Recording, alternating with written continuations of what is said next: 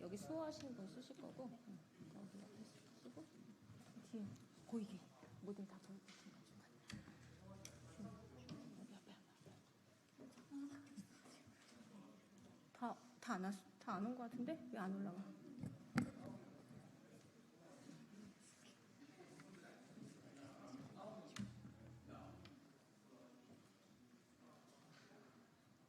더 올라올 거예요?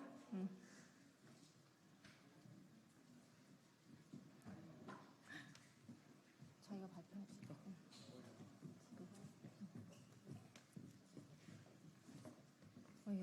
여기 여자고 여기 남자야? 섞어봐. 뒤로 좀 와봐. 안 보여. 여기 두 명. 2층.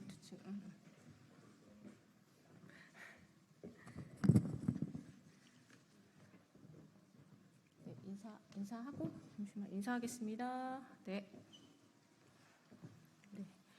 국회 기후특위 상설화를 위한 국회법 개정안 대표 발의 관련 기자회견 하겠습니다. 안녕하세요. 국민의힘 김소희 의원입니다. 저는 오늘 국회 기후위기 특별위원회 상설화의 필요성과 바람직한 방안에 대해 말씀드리고 국회 기후특위 상설화를 위한 국회법 개정을 촉구하기 위해 이 자리에 섰습니다. 오늘 기자회견은 특별히 청년들과 함께 했습니다. 국회 기후특위 상설화를 위한 국회법 개정 촉구에 동참해 주신 여러분들께 진심으로 감사드립니다. 제21대 국회를 비롯해서 과거에도 국회에 기후위기 관련 비상설 특별위원회가 구성된 적이 있습니다. 하지만 법안 및 예산에 대한 심사 권한의 부재와 비상설 특별위원회라는 한계로 인해 유명무실한 운영에 그쳤습니다. 이에 단순한 자문기구로 그치지 않고 기후위기 대응을 위한 실질적인 역할을 하기 위해서는 법안 및 예산 심사권이 부여된 국회 기후위기 특별위원회의 상설화가 필요하다는 지적이 제기되었고 제22대 국회가 시작하자마자 여야 국회의원들이 함께 국회 기후특위 상설화를 촉구하는 기자회견을 한 바 있습니다. 문제는 국회 기후특위에 어느 정도의 법안 및 예산 심의권을 부여할 것인지 여부인데 이는 기존 상임위원회와의 권한 배분 및 조정이 필요합니다. 기후 문제가 전 부처에 걸쳐 있다는 이유로 기후특위에 과도한 법안 및 예산 심사 권한을 부여할 경우 국회 다른 상임위원회와 권한 충돌 및 심사의 비효율이 증대하고 정부 부처의 업무 통합성 및 연속성을 저해하는 등의 문제가 발생할 가능성이 있습니다. 이러한 문제를 최소화하면서 기후위기 대응을 위한 효율적인 정책 심의가 가능하도록 적정한 수준의 합리적인 권한 부여가 필요합니다. 국회 기후특위에 대한 합리적이고 적정한 권한 부여 방안을 논의하기 위해 국민의힘 기후위기 대응 특별위원회는 기획재정부, 환경부, 산업부, 탄소중립 녹색성장위원회 등 관계기관이 참석한 가운데 지난 7월 19일 국회에서 국회 기후특위 상설화 제대로 합시다라는 토론회를 개최하였습니다.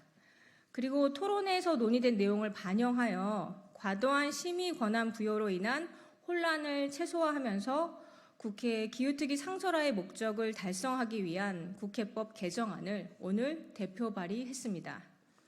제가 대표 발의한 국회법 개정안은 기후위기 대응을 위한 탄소중립 녹색성장 기본법, 온실가스 배출권의 할당 및 거래에 관한 법률 관련 2개의 법률안의 심사와 기후대응 기금의 예산안 및 결산의 예비심사를 기후위기 특별위원회가 담당하도록 하고 그 외의 안건에 대해서는 소관위원회에 의견을 제시할 수 있도록 하면서 소관위원회가 해당 안건에 대한 심사를 마쳤을 때 기후위기 특별위원회에 그 내용을 송부하도록 했습니다. 국민의힘은 지난 총선에서 기후위기 대응 강화, 저탄소 전환 촉진, 기후산업 및 녹색금융 성장 지원, 생활 속 탄소 감축 실천 등 기후 미래 공약을 발표한 바 있으며 기후위기 대응 강화를 위한 제22대 국회의 기후위기 특별위원회 상설화를 약속한 바 있습니다. 오늘 대표 발의한 국회법 개정안에는 국민의힘 환경노동위원회, 그리고 당의 기후특위 국회의원분들이 전원 참여를 했고 국민의힘 국회의원 55명이 공동 발의에 참여해 국회 기후특위 상설화에 대한 강한 의지를 보여주었습니다. 국민의힘은 앞으로도 단순히 말에 그치는 정치가 아니라 국민을 위해 실천하는 정치에 앞장설 것입니다. 기후위기에 대한 국민의 관심과 우려가 더욱 높아지고 있습니다. 정치는 미래를 준비해야 하고 국회는 국민의 관심과 요구에 응답해야 합니다. 특히 청년 미래 세대뿐만 아니라 현 세대의 가장 중요한 현안인 기후 문제만큼은 여야가 정쟁이 아닌 협치의 정신으로 논의해야 합니다. 국회 기후특위 상설화를 위한 국회법 개정안이 조속히 통과되어 한시가 시급한 기후위기 대응에 국회가 제 역할을 할 수 있기를 진심으로 소망합니다. 제 발표에 이어서 저 청년 두 분께서 본인들이 생각하는 내용에 대해서 말씀을 드리도록 하겠습니다. 먼저 이지민 학생께서 말씀 주시겠습니다.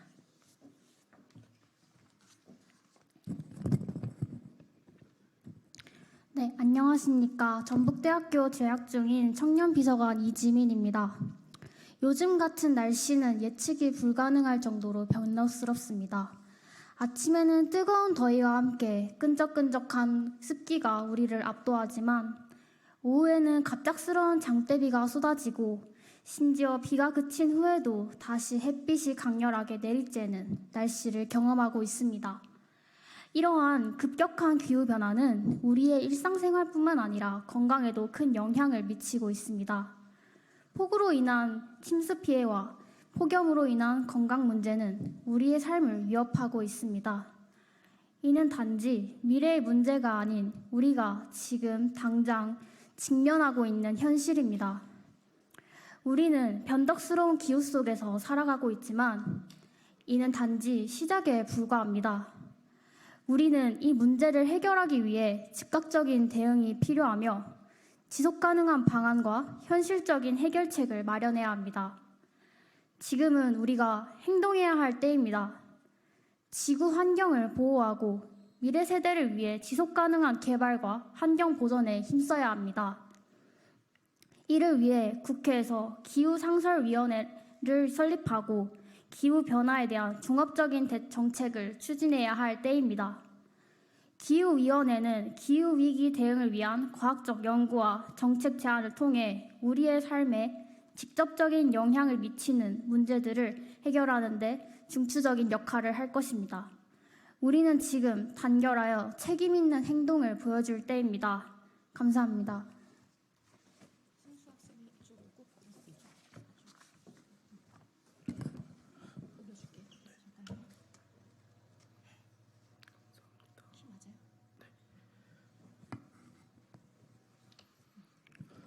안녕하십니까. 동국대학교 법학과 2학년에 재학 중인 김승수입니다.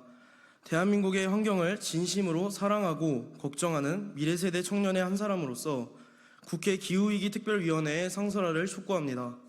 지난해 국제평가기관들이 전세계 온실가스 배출의 90%를 차지하는 63개국과 유럽연합을 대상으로 발표한 기후변화 대응 지수에서 한국이 전체 67개국 중 64위에 머물렀다고 밝혔습니다. 또한 기후위기에 대한 대응을 위해 2020년 9월 국회 기후위기 비상선언 결의안에 따라 기후특위가 설치되었지만 제대로 된 논의 없이 회의 6번 만에 문을 닫는 실정이 있었습니다. 이는 기후위기의 심각성에 제대로 대응하지 못하는 대한민국의 현 주소를 여실히 보여주고 있습니다. 반면 기후위기가 극심화됨에 따라 기후위기를 대응하기 위한 신재생 에너지, 수소, 전기 자동차 등의 탄소 중립 산업이 기후위기 대응을 위한 미래산업으로 부상하고 있습니다. 미래산업 발전 속도에 비해 미비한 대한민국의 기후위기 대응 방식은 우리 미래세대의 생존권 또한 위협하고 있습니다. 미래세대의 예견된 두려움과 위기를 해결하기 위한 첫걸음을 위해 기후특위를 입법권과 심의권을 가진 상설위원회로 전환해 주십시오.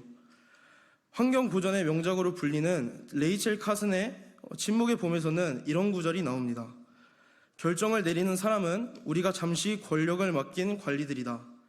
이들은 아름다움과 자연의 질서가 깊고도 엄연한 의미를 갖는다고 믿는 수많은 사람들이 잠깐 소홀한 틈을 타 위험한 결정을 내리고 말았다.